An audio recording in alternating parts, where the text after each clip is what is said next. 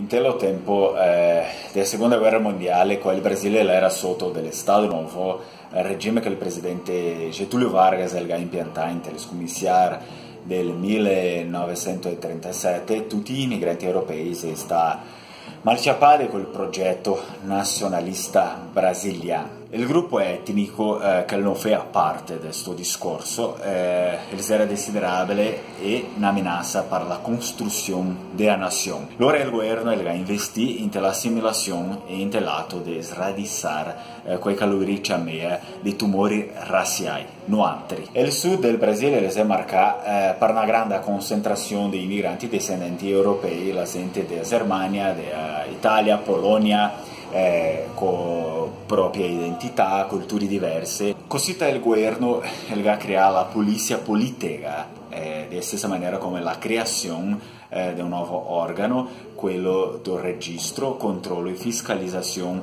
dei stranieri. Il governo brasiliano ha proibito i nostri antenati di riunirsi insieme dentro delle sue case, di fare feste di compleanno, matrimonio.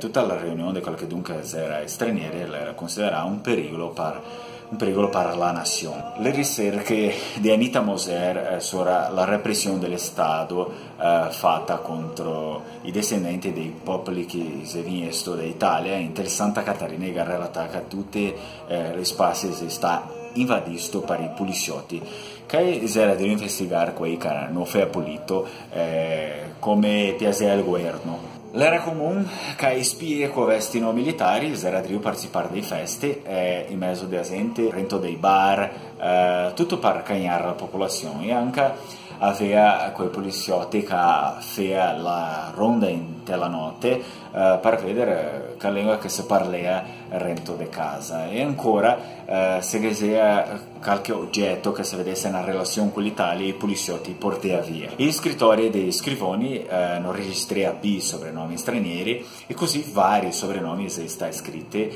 di una maniera sbaglia. La repressione anche la ciapà le scuole, i bambini figli dei migranti si sta proibito di parlare la lingua che lui ci collega con il padre o con la mamma dentro della sua casa, la nostra lingua. E gli stessi professori che gli ha fatto questa roba, che mette sto rento della testa dei bambini, che la nostra cultura, la nostra lingua era roba di ignorante, che era roba dei coloni. Qua fino ai anni 50 tutta la gente che si è venuta dall'Italia si era isolata e non piaceva a lui fare contatto con i brasiliani, ma dopo le ferrovie e i ponti si arrivava in Rio Grande do Sul e la invasione di tanti brasiliani la si sta urtando per la nostra regione, scommissiando così un genocidio culturale, una roba che continua fino ai di ancora. Quello che non molto persone chiama di multiculturalismo.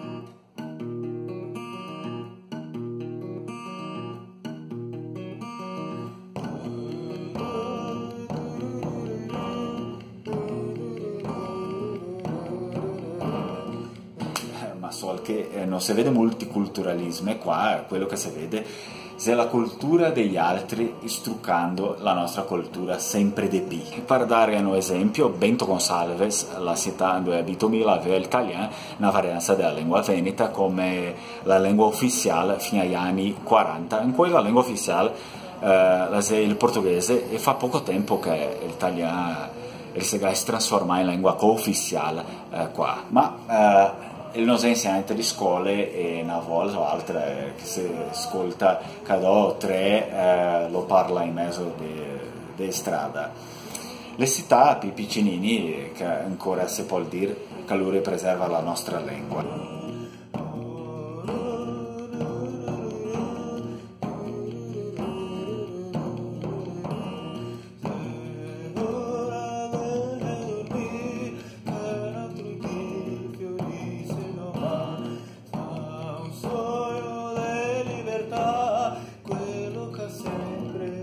E il Brasile ha pesta addosso della nostra lingua, della nostra cultura e raíze, tanto che la generazione dei miei genitori, loro non voleva più insegnare l'italiano per i fioi, ma mi vuoi imparare della stessa maniera e non volevo insegnarmi, ma io sempre parlo italiano, rento da casa mia. La mia generazione la si è fatta di giovani che ridendono di quei che parlano la nostra lingua, la generazione di adesso, quella che la viene sto dopo dei mesi, è probabile che loro non sa neanche una pagina della nostra storia, e è ben cosita che si fa un popolo bauco per i governi fare quel che vuole. Per sorte mi sono ancora giovane e voi dismissa fuori da questo sonno profondo che continua a fare un sacco di gente orba per tutti i cantoni, una gente che lotta per le robe di altri popoli, per gli indi, per gli afro-brasiliani qua in Brasile. Quello che credo che sia giusto, perché bisogna detenere tutte le culture, ma so che non si può lottare la lotta degli altri, intanto che noi altri non facciamo niente per il nostro popolo.